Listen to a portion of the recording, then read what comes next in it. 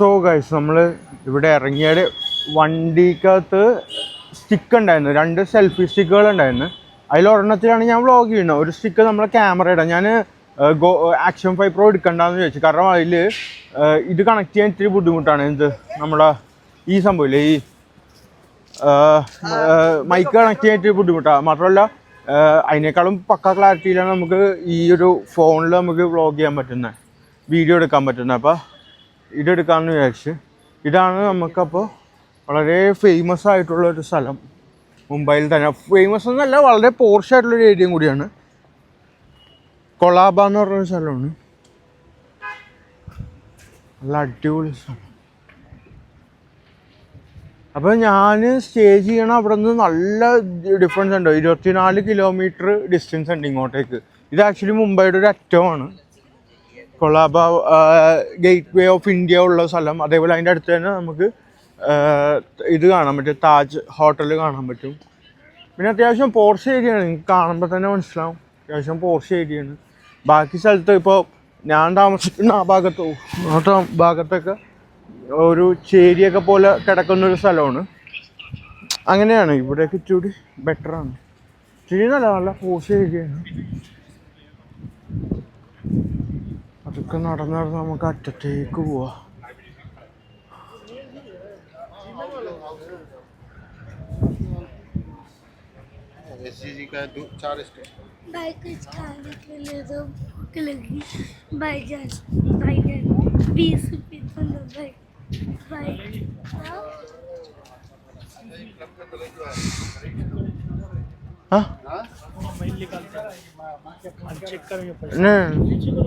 कोई बात नहीं, कोई बात नहीं भाई. बता रहा खाली वो तुम्हारे को बता रहे कान में मैं बता रहा मैं बता रहा हूँ कूल डाउन देखो बता रहा हूँ. अरे चलो मत यार भाई, कोई बात नहीं भाई. ഓക്കെ. ഇഞ്ചക്കത്തര ആൾക്കാരാടേ എന്തൊക്കെയോ സാധനം ചെവിയിലുണ്ടെന്നൊക്കെ പറഞ്ഞ് പിടിക്കാൻ പറ്റി. ഞാൻ പറഞ്ഞു കുഴപ്പമില്ലാട്ടോ, അവിടെ ഇങ്ങോട്ട് അല്ലെങ്കിൽ എന്തെങ്കിലും ഉണ്ടെങ്കിൽ ഞാൻ തന്നെ ഇതായിക്കോളാം. അതിൻ്റെ ഇടയ്ക്ക് ഒരു കൊച്ചു വന്നിട്ട് 20 രൂപ താലേ, 20 രൂപ ഭയങ്കര വിശക്കണം. എന്താന്നോടെ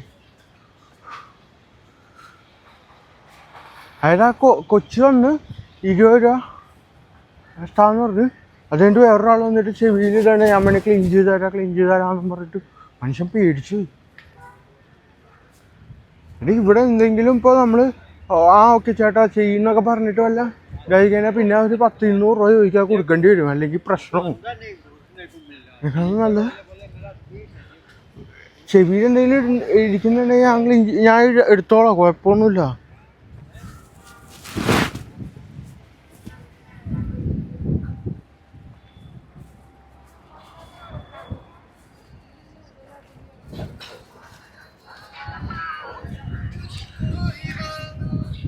ഞാൻ പിന്നെ സുഹൃത്തുക്കളെ ഞാനേ SRKയുടെ വീട്ടിൽ പോയാലെന്ന് ആലോചിച്ചു, ഷാറുഖ് ഖാൻ്റെ വീട്ടിൽ.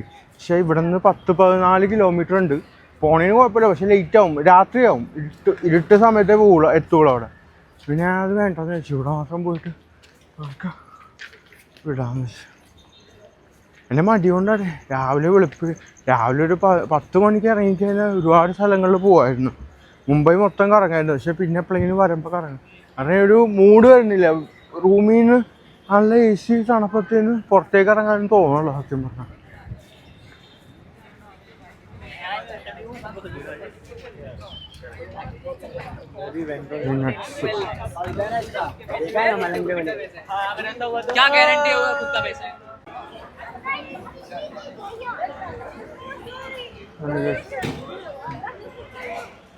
താജ് ഹോട്ടൽ വളരെ ഫേമസ് ആയിട്ടുള്ള.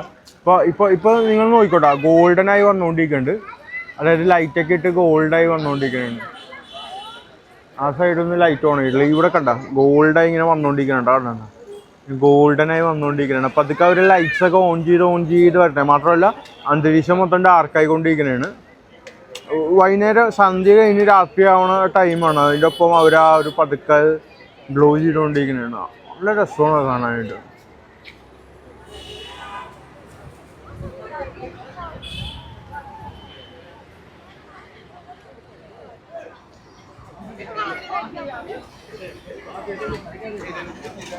ഷൈൻ ചെയ്ത് വന്നുകൊണ്ടിരിക്കണം.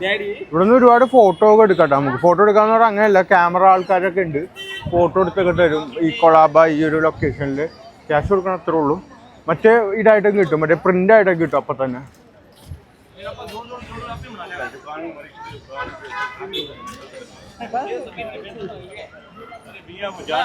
ഗോൾഡൻ ആയൊന്നുണ്ട്.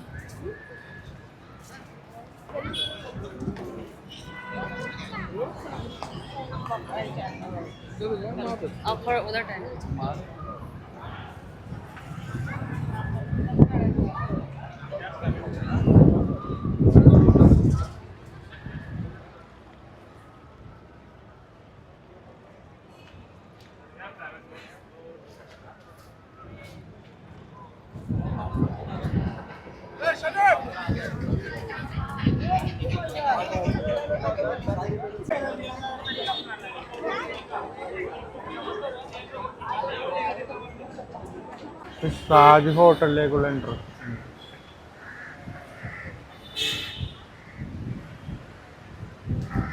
ലേറ്റായി പോടാ, നമ്മൾ ഇത്തിരി വെട്ടത്തിലെത്തണമായിരുന്നു. ഇവിടെയാണ് നമ്മളിവിടെ നിന്ന് എൻട്രി ചെയ്ത്.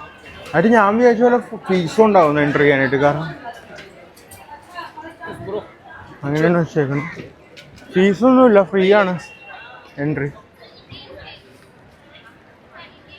പക്ഷെ ഒരു സ്കാനിങ് ഇതൊക്കെ വെച്ചിട്ടുണ്ട്, അതായത് സുരക്ഷയുടെ ഭാഗമായിട്ട് സ്കാൻ ചെയ്തിട്ടൊക്കെ നമുക്ക് ബാഗ് അങ്ങനെയുള്ള ഇതൊക്കെ സ്കാൻ ചെയ്ത് എൻട്രി ചെയ്യാൻ പറ്റുള്ളൂ. നമ്മൾ ഹിസ്റ്റോറിക്കായിട്ടുള്ളൊരു ഫോട്ടോ.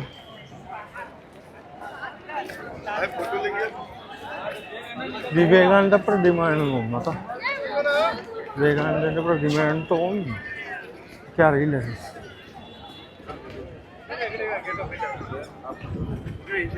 പുള്ളിക്കാരുടെ തലക്കെട്ട് കണ്ടിട്ട് എനിക്ക് ഉറപ്പാണ്. അത് തന്നെ സ്വാമി വിവേകാനന്ദ തലക്കെട്ട് കണ്ടാൽ നമുക്കറിയില്ലേ.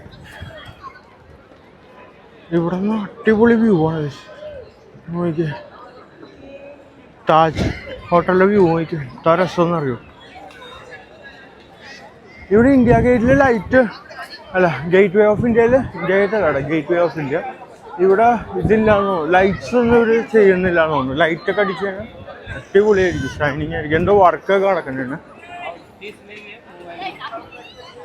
അതിൻ്റെ അടുത്ത്. അതിൻ്റെ ഉള്ളിലായിട്ടൊന്നും പോകാൻ പറ്റില്ല. ഞാൻ വെച്ചാൽ അതിൻ്റെ അവിടെയൊക്കെ നിന്നും ഫോട്ടോ എടുക്കാം. മീൻസ് അവിടെയൊക്കെ മൊത്തം കണ്ടില്ലേ, എന്തോ വെച്ച് കെട്ടിയേക്കണേ അവിടെ. Gate way of India.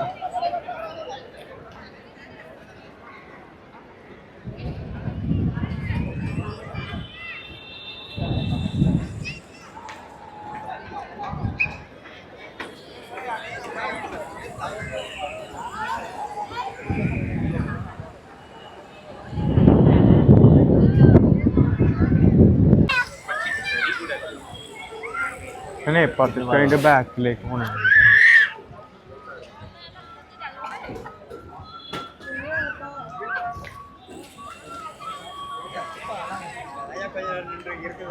ഇവിടെ ആക്ച്വലി നമുക്ക് ബോട്ട് റൈഡ് വേണമെങ്കിൽ എടുക്കാം കേട്ടോ. ബോട്ട് റൈഡൊക്കെ ഉണ്ട് ഇവിടെ.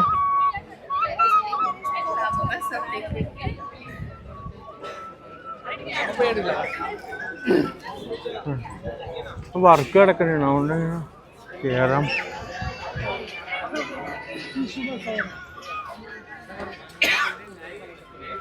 നമ്മൾ ഈ മറൈൻ ഡ്രൈവ്, എറണാകുളം മറൈൻ ഡ്രൈവിലൊക്കെ ഉള്ള പോലെ തന്നെ ഇവിടെയും ബോട്ട് റൈഡ് കാര്യങ്ങളൊക്കെ എടുക്കാം നമുക്ക്. അതുപോലെ നമുക്ക് ഇതിന്ന് കാണാൻ പറ്റും. അതൊന്ന് നോക്കാം, അതിലൊന്ന് നോക്കട്ടെ കേട്ടോ. അതിൽ നമുക്ക് അവിടത്തെ കാഴ്ചകൾ കാണാൻ പറ്റും. അവിടെ ചെറിയൊരു കടലുണ്ട്.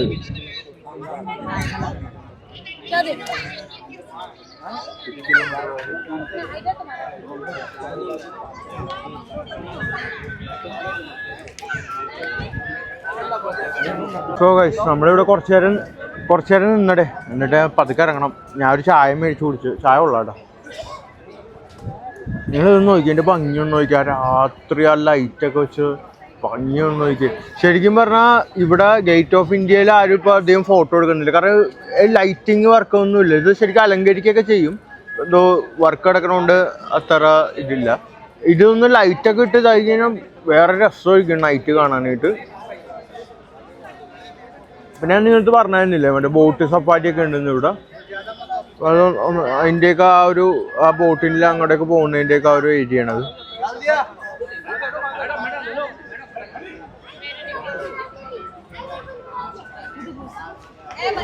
സോ പതുക്കെ ഇറങ്ങാൻ കഴിച്ചു നമുക്ക് ഇവിടെ നിന്ന്. നല്ല തിരക്കുണ്ട്, കുറേ പേര് ഫോട്ടോ എടുക്കാനും എല്ലാം ഉണ്ട്. നല്ല തിരക്കുണ്ടാവുമല്ലോ അല്ലേ, ഈ മെയിൻ സ്പോട്ട് അല്ലേ. പതുക്കെ ഇറങ്ങാം.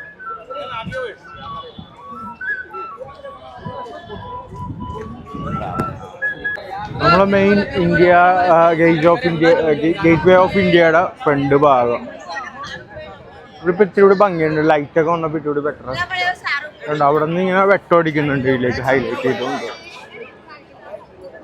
Gate way of India. പക്ഷെ എനിക്ക് ഭയങ്കര ആഗ്രഹമുണ്ടായി ഇവിടെ നിന്ന് ഫോട്ടോ. ഇവിടെ കടക്കാൻ പറ്റില്ല കേസ്, അതാണ്. കടക്കാൻ പറ്റിയാണ് രസമാണ്. ഒന്നുമില്ല അതിൻ്റെ അകത്ത്, വേറെ പ്രത്യേകിച്ചൊന്നുമില്ല. എന്നാലും ഇവിടെ വരെ വന്നിട്ട് എല്ലാം അടച്ചിരിക്കണേണ്. അവിടെ വർക്ക് കിടക്കണേണ്. സ്ഥലം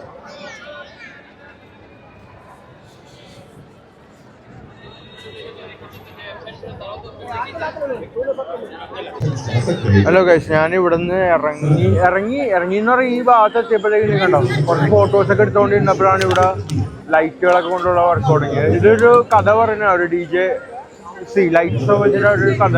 ഇവിടുത്തെ ഒരു രാജാവിൻ്റെ ഒരു സ്റ്റോറി പറയുന്നതാണ്. ഛത്രപതി ശിവജി എന്ന് പറഞ്ഞാൽ ഭയങ്കര ഫേമസ് ആയിട്ടുള്ളൊരു രാജാവാണ്. മഹാരാഷ്ട്രയിലെ ഭയങ്കര ഫേമസ് ആയിട്ടുള്ള മറാഠ ആൾക്കാരുടെ രാജാവാണ്. അപ്പോൾ അദ്ദേഹത്തിൻ്റെ ആ ഒരു കഥയൊക്കെ പറയുന്നുണ്ട്.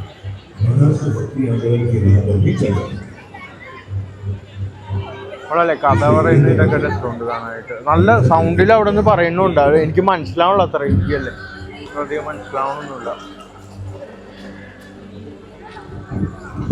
ഇന്ത്യയിലെ ഹിസ്റ്ററി, അങ്ങനെയുള്ള ഹിസ്റ്ററിയുടെ ഭാഗമായിട്ടുള്ള കാര്യങ്ങളൊക്കെ പറയുന്നുണ്ട്.